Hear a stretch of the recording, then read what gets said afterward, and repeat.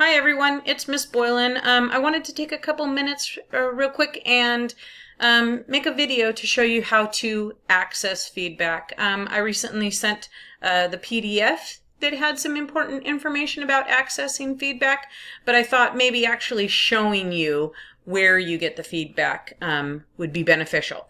So I'm going to hop into Schoology and we're going to take a look.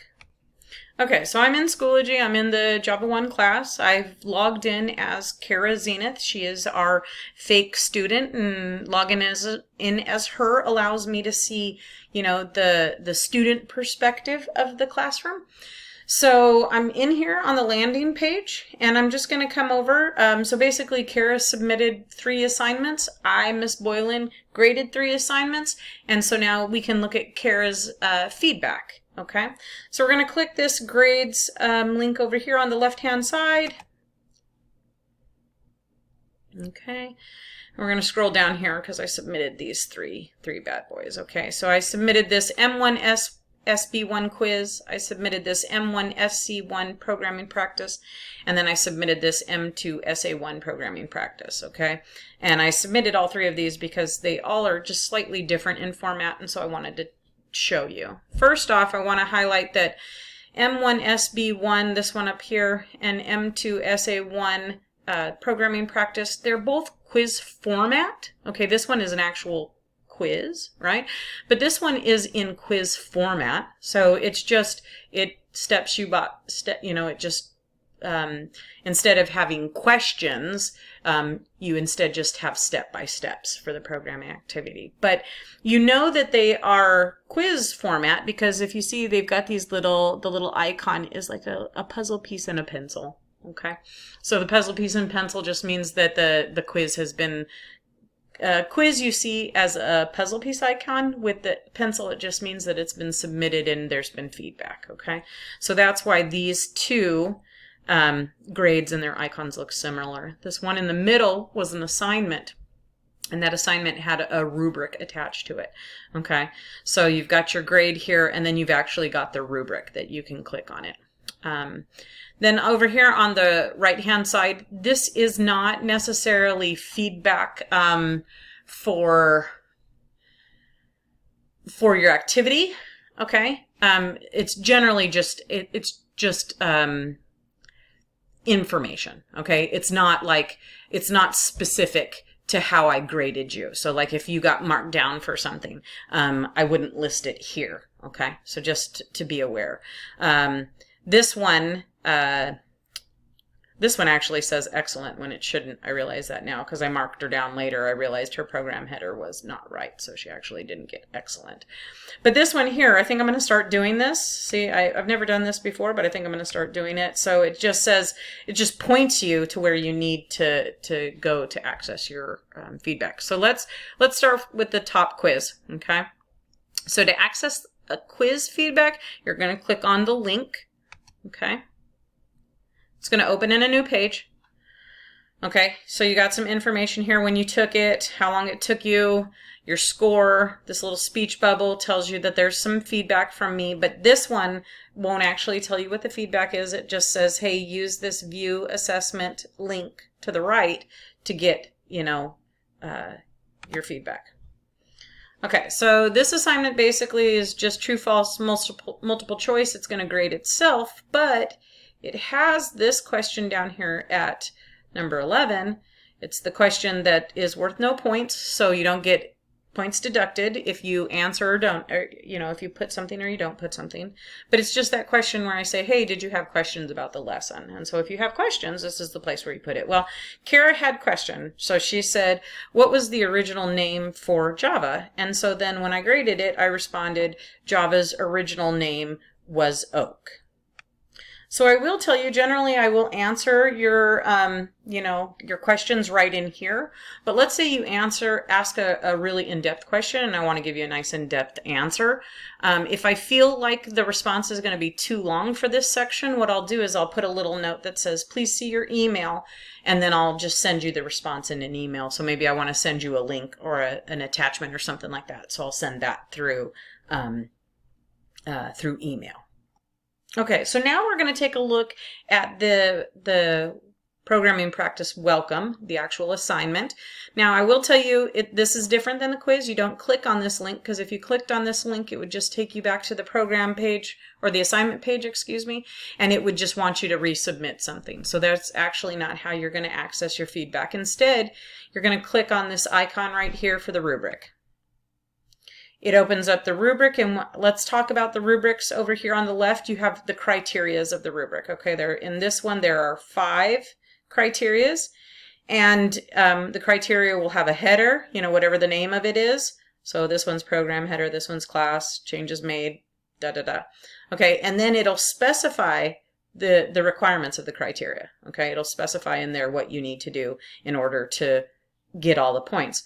Well, if you don't get all the points, if you get all the points, all your scores are going to be to the left. Okay, right? They're all going to be highlighted to the left. But if you get marked down for something like Kara did here, the scores then are to the right. So she got 4 out of 6 in this first criteria. That's the only points that she got deducted. And if you notice this little speech bubble over here, if you hover over it, it gives you my feedback. It says, be sure to replace the generic program description with a student-created program description. So basically, she submitted her program and it didn't have a student-created program description. So that's what her feedback is. Okay, so when you're done reviewing this for an assignment rubric, you just go ahead and click this X, close the rubric. Okay, so now we're back here at the last thing we're going to take a look at, and this is the programming practice. Same thing, it's a quiz, so since it's a quiz, we're going to click on this link. Okay, sorry, it's a little slow. You've got the information about when you submitted it, how long it took you, your score. It tells you that there's some feedback, but that you got to click the View Assessment link to get it. Okay. So the programming practices are unique in that they have rubrics, but every question has a rubric, okay? So that's why you have to come into the assessment, because it would be really hard for you to access all those different rubrics from the grades page, okay?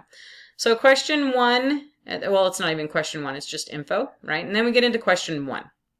So basically question 1 is that you had to change the program header information, and then you had to submit the program window from BlueJ. Well, if you notice here, Kara, aka Miss Boylan, she submitted her program window, so that was good, and she made most of the changes, but she didn't change her program header description. Okay, so we're going to come up here, and we're going to notice in the rubric, she only got 3 out of 4 points, 3 out of 4. So if you click on this icon, rubric icon, it's going to tell you where she got the points marked down. I'm not exactly sure why the 0.5 is not highlighted here, but she got full credit for those 2 criteria, the bottom 2 criteria.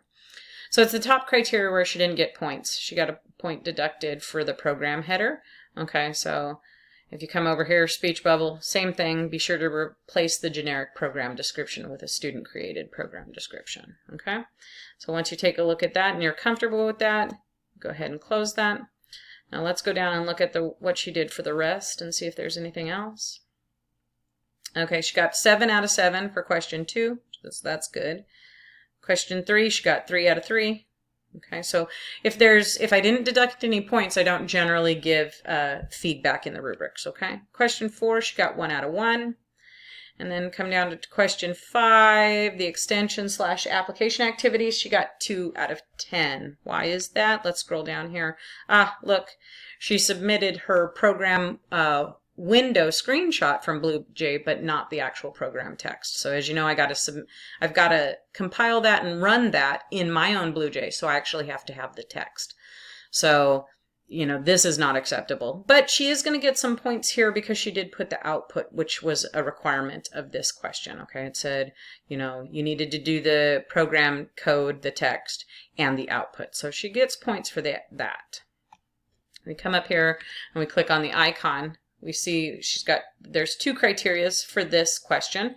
One is for the changes that need to be made, and then the other one is for the files submitted. Okay, so she gets no points because I can't verify that the changes have been made because I can't compile the program. Okay, So if I click, if I hover over the speech bubble, it says program text not submitted, cannot compile, run program to verify application activities added. Okay.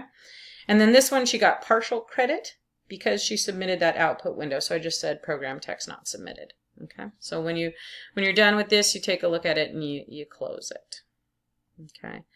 I did add some other feedback here. Please view assignment on the grades page for rubric feedback.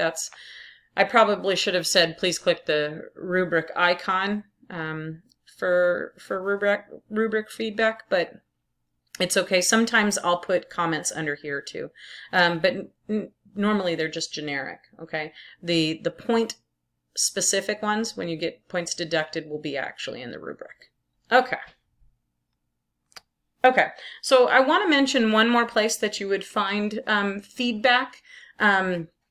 And generally that feedback is, so I place feedback in grade speed. Okay, so a lot of times I'll put a little note in grade speed with an assignment or a quiz or a programming practice, especially if there were a lot of points deducted. So let's say that, let's talk about the welcome assignment. The welcome assignment was unique because you had to upload your welcome.java file. It can be confusing if you don't know where it is or which file you need to upload. So there were a handful of submissions that came in with the wrong file. So, I used the rubric to say, hey, the wrong file was submitted, but in grade speed, I also put that in there so that you're getting the information twice. Okay. So if you look into grade speed and you're like, hey, why did I get a 0? And then you'll notice that there's a note that goes with it that says something along the lines like, welcome.java file was not submitted. Please resubmit. Or like the extension activity for Kara, she didn't submit her program text. I'd put a comment in there. Programming text was not submitted. Please resubmit. Some students, submit their programming activities or their programming assignment, but they don't do the application activities, which is, a healthy portion of the grade. So your grade is lowered. So I'll just put a lot of times I'll just put a comment in there that says something like the application or the extension activities were not added to the program. Resubmit if you get them working. Okay, so that holds true. If you want to submit something to make sure that it's on point and on time and you get some points, that's awesome. If you want to continue working a couple days later to get the extension/application activities working, go ahead. Resubmit. And, once you resubmit, all you have to do is resubmit the application activities. That last question. Okay, you don't have to submit everything else. But yeah, by all means do that. If you want to get the points, you don't want to missing on your progress report, I get that. That makes perfect sense. If you want to take a couple of days to get the extension activities working, if you need a week to get the extension activities working, well, so be it. That's why I make that note. I just let you know, hey, if you get them working, awesome, resubmit. Okay, so I hope that this clarifies how to get your feedback and what different kinds of feedbacks you might see. If you have any questions, please let me know. Talk to you later.